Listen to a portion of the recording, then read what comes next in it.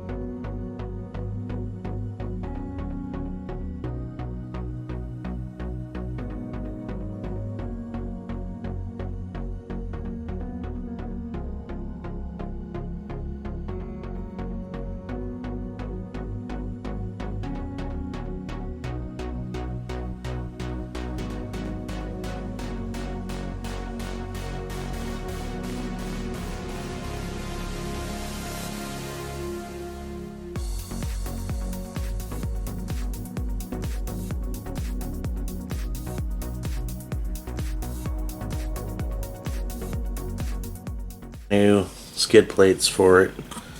A new one for the tranny here.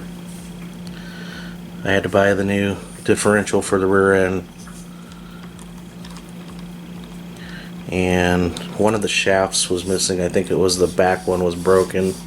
So I had to, I think I just put a plastic one back in there just to get it up and going again.